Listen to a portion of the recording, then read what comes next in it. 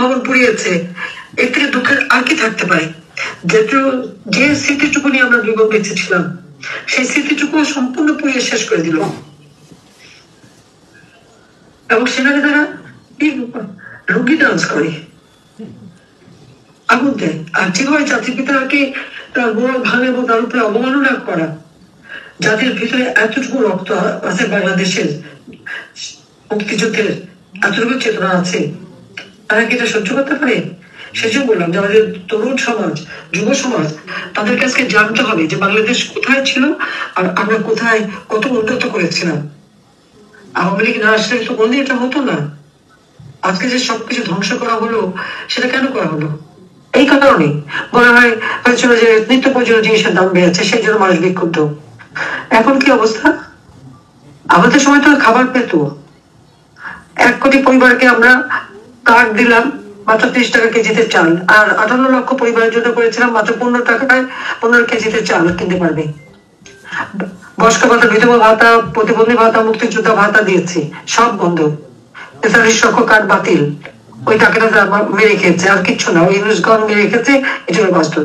তারপর ওখানেই কথা যে আজকে যে অত্যাচার নির্যাতন চলছে এবং অবমাননা করা, শিক্ষকদের গলায় জুতার মালা পরানো, ছাত্রছাত্রীদের প্রিন্সিপালকে নিয়ে গাছের সাথে বাঁধা, পুলিশকে মেরে পা বেঁধে ঝুলিয়ে রাখা, আওয়ামী লীগের নেতা সেই গাজীপুরের জুয়েল, আমাদের ঝিনাইদহ সাধারণ সম্পাদক সহগঠিত নেতা কর্মীকে হত্যা এবং পা বেঁধে উপর দিকে, ঠিক মানে একটা কষার দোকানে যেমন পা বেঁধে ঝুলে রাখে, এই ছাত্র নামধারীরা, অস্ত্রধারী এবং ইউনুসের এই মাস্টার মাইন্ডরা ওইভাবে ঝুলিয়ে রেখে পুলিশকে, আওয়ামী লীগের নেতা কর্মীকে হত্যা করেছে এবং নির্যাতন করেছে।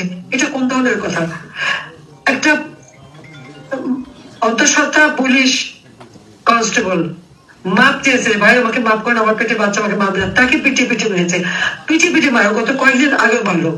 তারপর হিন্দু, বৌদ্ধ, খ্রিস্টান কাউকে তো বাদ দেয়নি, প্রত্যেকে 11টা গির্জা ভেঙেছে, মন্দির ভেঙেছে, বুদ্ধের মঠ ভেঙেছে, এবং হিন্দুরা যখন আন্দোলন করলো সেই ইসকনের লিডারকে গ্রেপ্তার করেছে এবং অমানবিক অত্যাচার শুরু করেছে তাদের উপর।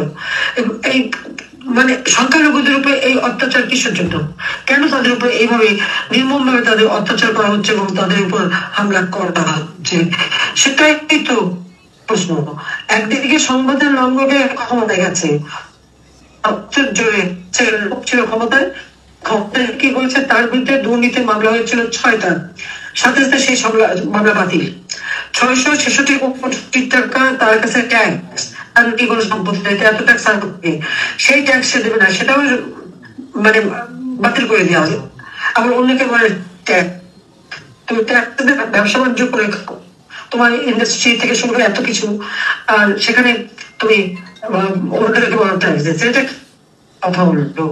আজকে একটা মানুষকে অপমান করতে করতে এমন জায়গায় সংসদ ভবন যেমন আক্রমণ, সেই সাথে সাথে প্রধান বিচারপতি লাঠি সোটা নিয়ে তার বাড়ি আক্রমণ এবং হাইকোর্টে আক্রমণ। বিএনপি জামাত যা ছিল তারা এই কথা ভুলে যায় কেন?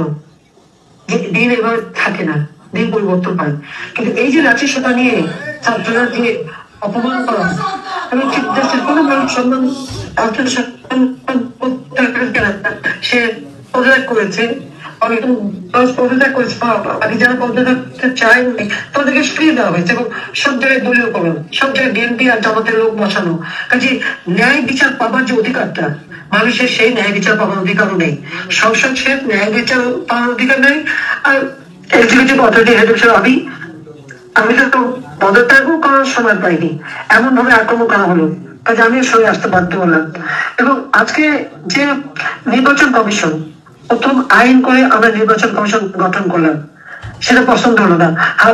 হাবিবুল আউয়াল সাহেব তো কোনো রাজনৈতিক দল করতেন না, কিন্তু এখন যাকে বসিয়েছে সে কে, সে কোন দলের, সেটা তো সবাই জানা আছে। অর্থাৎ সেখানে এখন দলীয়করণ হলো। মানবাধিকার কমিশন, সেই কমিশনে বাতিল। পাবলিক সার্ভিস কমিশন, তাদের সবাইকে অপমান করে তাড়ানো হলো। প্রত্যেকটা প্রতিষ্ঠানের যারা দায়িত্বরত ছিল তাদেরকে অপমান করা। সচিবরা, তারা তো চাকরি করে, যে সরকারে থাকে সরকারি হুকুম মানে, তাদেরকে অপরাধ। তাদের হাতে হ্যান্ডকাপ দেওয়া। আওয়ামী লীগ নেতা ৮০ বছর বয়স, সাবেক মন্ত্রী, এমপি, তাদের হাতে হ্যান্ডকাপ দেওয়া। এবং শুধু তাই নেই, এটাকে যখন কোর্টে নেয় তখন তার উপরে মারি। এমন ক্যান্সার ডিপার্টমেন্ট হাসপাতালে চিকিৎসা করতে গেছে, ওই হাসপাতালে যেটা চিকিৎসা হতো, ওই আন্দোলনকারী তারা তার উপর হামলা করে। হামলা করে কেন? আমি এই যারা হামলাকারী তারা জিজ্ঞেস করি, তোমাদের গুলিটা কে দেখছে? তো ওই মাস্টার মায়ের ওই যেগুলো আসলে ডিজাইনের অংশ হিসেবেই তাদেরকে গুলি করা হয়েছে। এটা উপলব্ধি করতে হবে। আজও কারো একদিন নিশ্চয়ই হয়ে যাবে, আজকে একদিন নিশ্চয়ই এই সমস্ত কিছু জনগণের সামনে আসবে। আজকে চাকরি বাকরি সব বন্ধ, নিয়ম বন্ধ, কোনো নিয়ম ছাড়াই ৮০,০০০ লোকের চাকরিতে ঢুকিয়েছে। আর ওদিকে ৮০ বছর ২৬ লক্ষ ইন্ডিয়ানকে চাকরি দিয়েছি।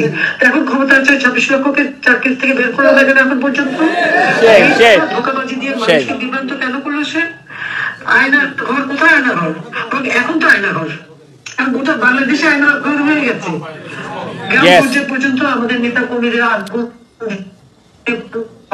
এবং